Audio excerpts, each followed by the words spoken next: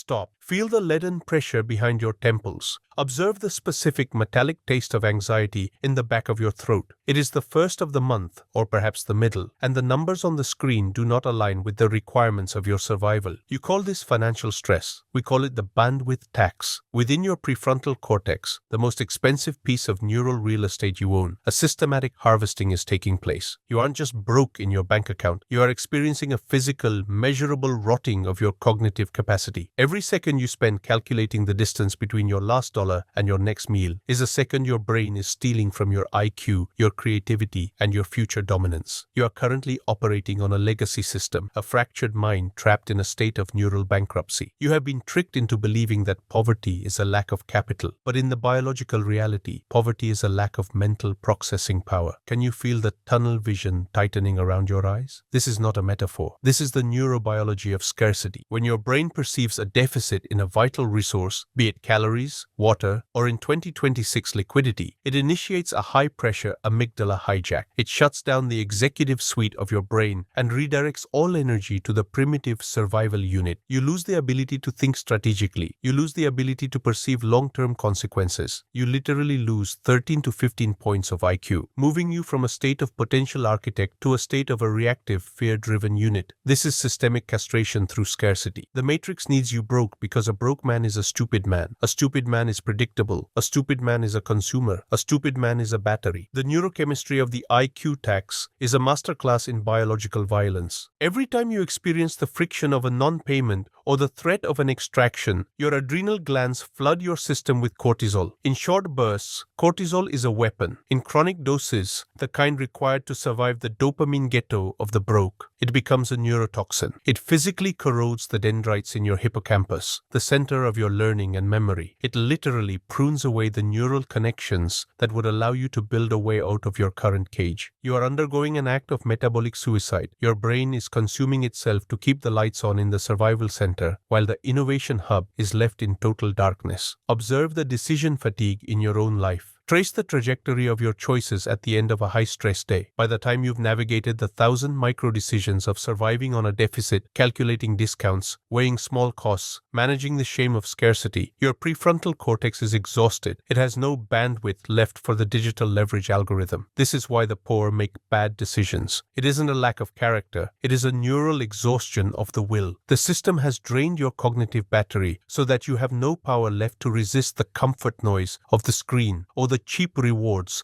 of the biomass. You are being kept in a state of attentional poverty to ensure you never have the mental capital to become an architect. Evolutionarily, scarcity was a trigger for movement. 50,000 years ago, a lack of resources meant you had to hunt harder, move faster, and risk more. It was a high testosterone event. But modern poverty is a sedentary, chronic, low-status trap. It provides the stress of the hunt without the physical release of the kill. This results in systemic biological softening. Your body thinks it is being hunted by a predator it cannot see, so it stays in a state of permanent crouch. Your breathing is shallow, your jaw is locked. Your testosterone is suppressed by the constant elevation of cortisol. You are signaling to the world and to your own cells that you are a victim, and in our world, a victim is just raw material for the harvest. Look at your environment. Trace the impact of the poverty gene on the space you occupy. Scarcity forces you to live in high-noise, high-entropy environments. This sensory overload further taxes your bandwidth. Every siren, every shouting neighbor, every flickering light in your low-rent box is a data point your brain has to process, leaving less energy for the trajectory of dominance. You are living in a cognitive noise chamber. We recognize that the luxury of being offline and the analog fortress are not just lifestyle choices. They are neuroprotective protocols. They are the only way to reclaim the IQ points that the matrix is stealing through the noise of your need. The system loves your bandwidth debt. The matrix thrives on your inability to think 10 years ahead. Why? Because a man who can only think about the next 24 hours is a man who can be easily manipulated by hope. Hope is the sedative of the cognitively bankrupted. It replaces the algorithm of action with a fantasy of luck. You are waiting for a miracle because your brain is too tired to build a system. We have uninstalled the Hope OS and replaced it with a predatory framework of extraction. We don't hope for resources. We reclaim the neural capacity to capture them. Project your 10-year rot. It is 2036. You have spent a decade in the tunnel. Your brain has physically adapted to the state of scarcity. Your cognitive flexibility is gone. Your prefrontal cortex has thinned by a measurable percentage. You are a person of low reactivity, high anxiety, and zero agency. You have become the battery you were always meant to be. You have no territory, no legacy, and no original thoughts. You are a biological unit that has been processed by the IQ tax until there was nothing left but carbon. Stare at this ghost until the horror of its cognitive vacuum makes you sick. This is the price of remaining broke in a world of extraction. We don't live in the tunnel. We have recognized that the first step of the hunt is not the capture of money, but the reclamation of the mind. We have performed the neural extraction. We protect our bandwidth with absolute violence. We use the digital leverage algorithm to automate the routine tasks of survival, freeing our prefrontal cortex for the heavy strategic work of the architect. We don't worry about resources. We build systems that harvest them. We prioritize our structural integrity because we know that a healthy, high testosterone brain is the only real wealth in the information age. Kinetic shock. Phase 1. Break the tunnel. Dump the debt. Right now. Take a piece of paper or a digital sheet. Write down every pending thought, every financial fear, every micro stress that is currently occupying your bandwidth. Externalize it. Move the data from your volatile RAM to an external storage. Now, for the next 60 minutes, you will sit in the center of your territory with zero survival thoughts. You will focus exclusively on one complex strategic task. If your brain tries to pull you back into the tunnel, into the worry, into the math of scarcity, command it to stop. Face the silence of a mind that is reclaiming its own processing power. If you can't hold your focus for 1 hour without the poverty gene interrupting, you're still a slave. Do it now. If you stayed in the tunnel, if you're still calculating while I speak, then you are already a spent resource. You're biological junk. You're a battery that has fallen in love with its own drain. You can go back to your survival mode and continue to be processed until your brain is a hollowed out shell. Nature has no frequency for the cognitively bankrupt. You will die as an anonymous unit in a poverty report, forgotten before the system even registers your deletion. But if you externalize the debt, if you felt the sudden cold expansion of your own mental horizon, then the neural rewiring has begun. You have recognized that your intelligence was being held hostage. Now, you must fill that new bandwidth with the signal. You have recognized that your poverty was a systemic extraction of your IQ. The mind is the first territory to be captured. Stop. Observe the shallow, serrated rhythm of your breath. Feel the specific cold tightness in your solar plexus, the physical vibration of a body that has spent years in a state of high alert observation. You call this burnout or lack of inspiration. We call it cortisol corrosion. Within your prefrontal cortex and your hippocampus, a systematic chemical liquidation of your original thought patterns is taking place. You aren't just unproductive. You are experiencing a neurobiological shutdown of the very pathways that define the architect. Your brain has identified the state of being broke as a terminal environmental threat, and it has responded by initiating a neural lockdown. It has prioritized convergent thinking, the ability to find the single safe exit, over divergent thinking, the ability to build a new world. You are currently a biological robot, running a high-friction survival script while your capacity for creation undergoes a process of permanent systemic failure. The neurobiology of this creative death is a masterclass in systemic violence. Your brain was evolved to thrive in a state of dynamic tension, alternating between the high-pressure hunt and the weighted silence of the analog fortress. But modern poverty is a state of permanent static tension. It provides no release, no kill, and no recovery. This results in a chronic elevation of cortisol, which acts as a direct antagonist to BDNF,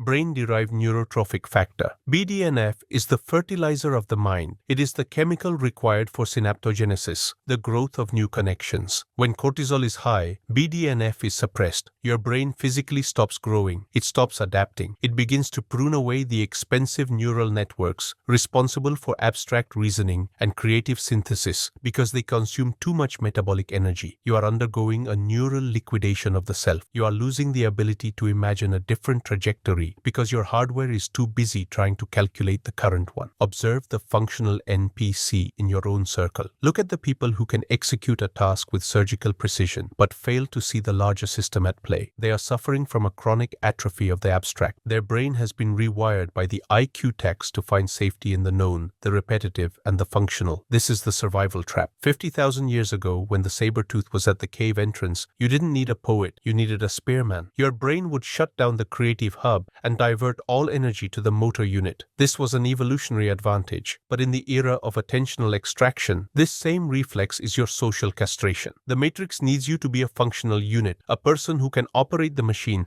but never understands the code. It needs your creativity dead so that your only response to a crisis is to work harder within the existing cage. Look at your jaw, it is locked. Look at your posture, it is defensive. This is the biology of the robotic unit. You are physically signaling to your own cells that the environment is hostile, which suppresses your testosterone and further elevates your cortisol. This hormonal feedback loop creates a state of cognitive rigidity. You become afraid of the wrong answer, afraid of the risky move, and afraid of the friction of the unknown. You lose the predatory drive of the innovator and replace it with the submissive compliance of the laborer. You are no longer an architect. You are a battery that has forgotten it can build its own terminal. The system loves your professionalism. The matrix thrives on your ability to stay in your lane and follow the protocol. Why? Because a man who cannot innovate is a man who cannot disrupt. He is a predictable component in a larger extraction algorithm. We have recognized that the silence premium and the analog fortress are the only ways to flush the cortisol from the system and allow the BDNF to return. We don't wait for inspiration. We engineer the biological conditions for neural expansion. We use AI as a cognitive exoskeleton, delegating the high-stress, bandwidth-intensive tasks of survival to the machine so that our prefrontal cortex can remain in the deep work state of creation. We don't work for the system. We command the system to work for us. Trace the trajectory of your own original ideas over the last 5 years. Where did they go? They weren't lost. They were systematically pruned. Every time you chose a safe paycheck over a risky capture, every time you chose the known path over the friction of the new, your brain reinforced the survival circuitry and deleted the creative circuitry. You are currently a person with a hardened brain, incapable of the neural flexibility required to see the openings in the digital savannah. You are looking for a job while we are looking for the architecture of the next cycle. You are a receiver of scripts. We are the writers of the code. Project your 10-year rot creativity. It is 2036. You are 45 years old. You are functional. You are stable. And you are a total NPC. You have lost the ability to generate an original thought. Your speech is a collection of memes, corporate jargon, and social echoes. Your brain has physically lost its plasticity. You are incapable of learning new systems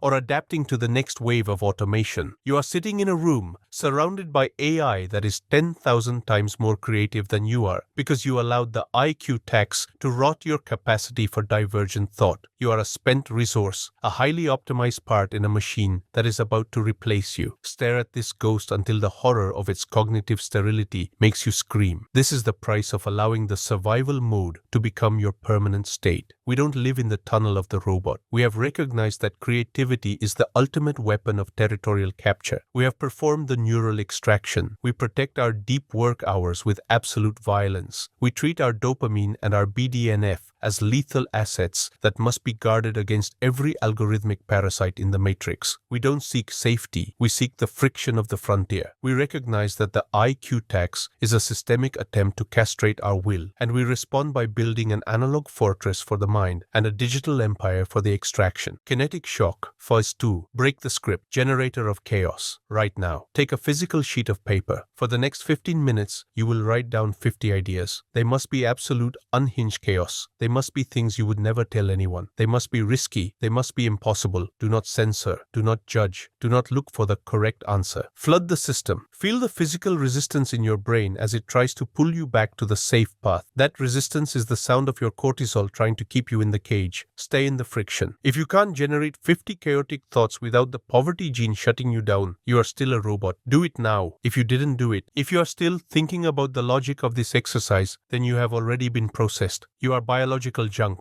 You are a battery that loves its own programming. You can go back to your functional life and continue to be a predictable part of someone else's machine. Nature has no frequency for the sterile. You will die as an anonymous unit in a productivity report, forgotten before the next software update. But if you flooded the paper, if you felt the sudden, terrifying heat of your own divergent potential, then the neural rewiring has begun. You have recognized that your lack of inspiration was just a chemical poisoning. You have recognized that your creativity is a muscle of conquest. Now, you must fill the vacuum with the signal. You have recognized that your stability was just a systemic extraction of your future. The architect is waking up. Listen to the ticking. It isn't coming from the clock on your wall. It is the rhythmic, relentless vibration of your own bandwidth debt being collected in real time. Feel the phantom weight around your neck, the invisible collar of the credit matrix. Observe the way your vision has changed over the last few years. It has become narrow, focused, sharp, but in the wrong way. You call this being responsible or managing your obligations. We call it cognitive tunneling. Your brain has physically restructured itself to accommodate the scarcity of your resources. You are currently navigating a high-stakes world through a pinhole of fear. You are blind to 99% of the digital savannah because your prefrontal cortex is locked in a permanent, high-friction loop of survival math. You are a biological unit under a state of total attentional lockdown, and the system is harvesting the very light from your eyes. The neurobiology of the tunnel is a surgical execution of your agency. When you are in debt, when your survival depends on a series of external predatory approvals, your brain enters a state of scarcity-driven inhibition. The executive suite of your mind, responsible for spatial awareness, long-term pattern recognition, and the detection of new opportunities, is effectively offline. You are suffering from an erosion of optionality. In this state, you can only see the immediate threat. You can see the bill, the deadline, the friction, but you cannot see the digital leverage algorithm waiting in the shadows. You cannot see the AI-driven market shifts or the territorial openings. You are a hunter who has forgotten the forest because he is too busy staring at the trap. This is systemic blindness. The matrix doesn't need to chain your feet if it can chain your focus. The neurochemistry of interest is a poison for the architect. Debt acts as a chronic, non-lethal predator. In the deep past, a threat was binary. It either killed you or you escaped, allowing your cortisol to baseline. But a debt never sleeps. It never stops hunting you. This leads to a permanent elevation of norepinephrine, keeping your brain in a state of shallow scanning. Your sleep is no longer a recovery. It is a defensive posture. Your testosterone is in a state of chronic suppression because you have accepted the submissive status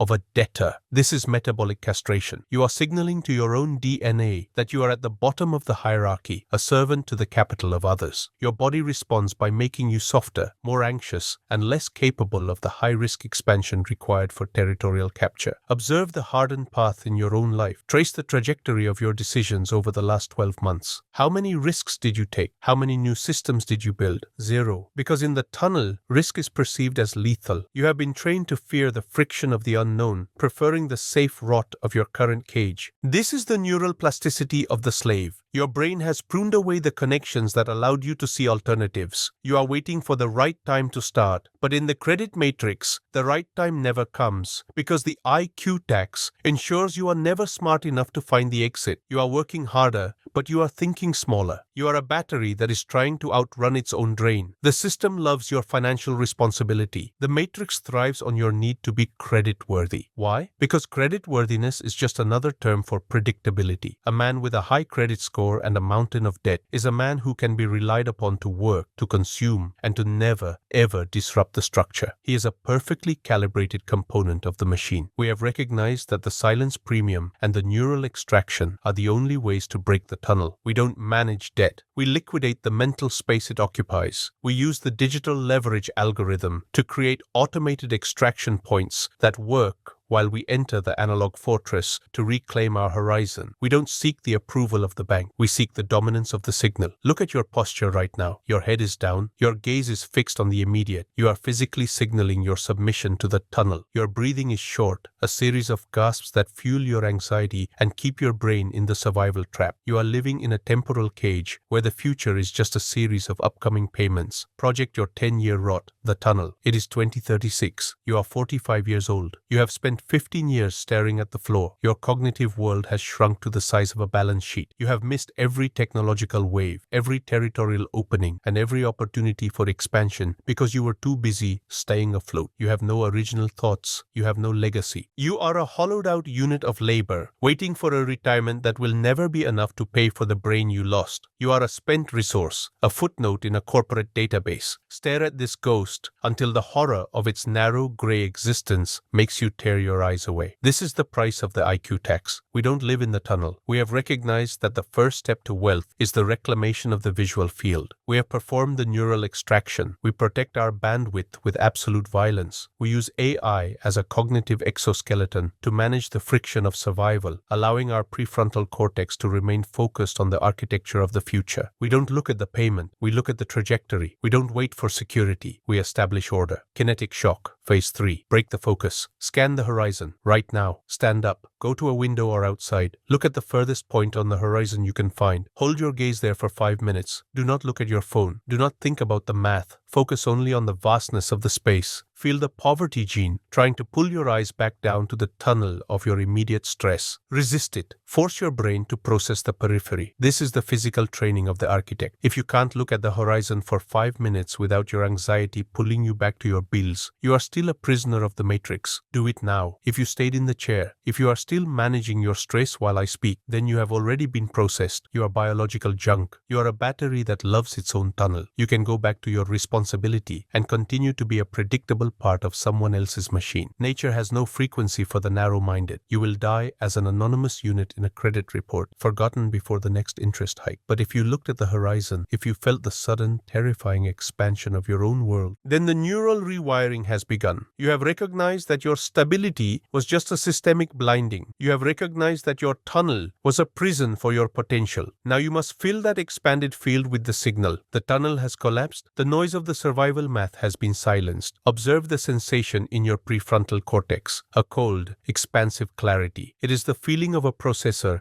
that has finally been purged of background malware. You are standing in the wreckage of your own bandwidth debt, and for the first time in your biological existence, you are seeing the world with your full intellectual capacity. You have moved from neural bankruptcy to cognitive sovereignty. You have recognized that the IQ tax was not a natural disaster, but a systemic extraction. By refusing to play the game of scarcity, you have effectively bought back 15 points of your own intelligence. You are no longer a reactive unit. You are the architect of the signal. In this space, wealth is not measured by the numbers in your account, but by the density of your focus and the speed of your strategic synthesis. Feel the ice in your logic. Observe the way you can now hold 3, 4, 5 layers of a complex system in your mind simultaneously without the survival alarm triggering a shutdown. This is the neural reintegration. By isolating yourself from the high cortisol triggers of the matrix, you have allowed your BDNF levels to surge. Your brain is physically rebuilding the bridges between your long-term memory and your executive function. You have uninstalled the poverty gene and replaced it with a trajectory of expansion. You are no longer calculating how to survive the week. You are calculating how to capture the decade. This is the biological extraction from the ghetto. The system provided the stress to make you stupid. We provide the vacuum to make you lethal. The neurobiology of the sovereign mind is built on the total delegation of friction, while the biomass is busy using their precious neural bandwidth to manage the logistics of their own enslavement, paying bills, arguing with social parasites, navigating the dopamine ghetto. You have utilized AI as a cognitive exoskeleton. You have recognized that your brain is too expensive for routine. You have offloaded the survival unit tasks to the machine. This allows your prefrontal cortex to remain in a state of permanent high-pressure creation. You are not working on the system. You are the one who determines the vector of the system's growth. This is the ultimate status symbol of the 21st century, a brain that is free from the noise of its own maintenance. Observe the cognitive slave one last time. Look at the man who is still paying the IQ tax. He is busy. He is stressed. He is staying informed. He thinks he is a participant in the world, but he is just a data point being processed by a larger algorithm. His brain is a cluttered mess of unfinished thoughts, financial fears, and social echoes. He has no neural opacity. He is transparent to the machine. We have recognized that the matrix fears the individual who can maintain a state of absolute silence in a world of total noise. Why? Because that individual is the only one capable of original territorial capture. He is the one who sees the openings in the code that the tunnel vision of the masses will always miss. We are the black holes of the digital savannah. savannah. We absorb the data, we process the power, but we remain unreachable to the tax. Evolutionarily, the leader of the hunt was the one with the highest bandwidth. He wasn't the one who was most afraid. He was the one who could remain calm enough to see the pattern in the grass. He was the sovereign of his own attention. Today, the savannah is made of silicon and attention scraps, but the rules remain the same. To be a source is to be the one whose internal frequency is not determined by his deficit. It is a high testosterone, high friction biological posture. But the matrix has suppressed this drive through the IQ tax. It has taught you that intelligence is a fixed trait. This is a lie. Intelligence is a variable of your structural integrity. If your body is soft and your mind is stressed, you are stupid. If your body is bone and your mind is silent, you are a god. Look at your posture now. Is your frame a vertical monument of cognitive sovereignty? Is your breath fueling the fire of your expansion? You have recognized that your intelligence is a weapon that must be maintained with absolute violence. You have recognized that the digital leverage algorithm is the only way to protect your bandwidth from the extraction ports of the swarm. You have stopped being a receiver of instructions and started being the writer of the order. Kinetic shock, phase 4, the final extraction, the great silence, right now, not for a minute. For the next 24 hours, you will enter a total cognitive blackout. No screens, no input, no survival math. You will go into the vacuum of your own mind and you will stay there. If your brain tries to pull you back into the tunnel, if it starts calculating, worrying, or seeking the comfort noise, shut it down. Command the silence. If you cannot survive 24 hours without the IQ tax of the matrix interrupting your internal peace, you are still a slave. Stay in the vacuum. Face the bone. If you stayed in the chair, if you're still looking for an excuse to check the noise, then you have already been processed. You are biological junk. You are a battery that loves its own rot. You can go back to the tunnel and continue to be stupid until the system discards your remains. Nature has no frequency for the cognitively bankrupted, but if you entered the silence, if you felt the terrifying clarity of your own reclaimed IQ points, then the neural extraction is complete. You have recognized that your intelligence was being held hostage by your poverty. You have recognized that the tunnel was just a prison for your eyes. Now, you must fill the silence with your own trajectory of dominance.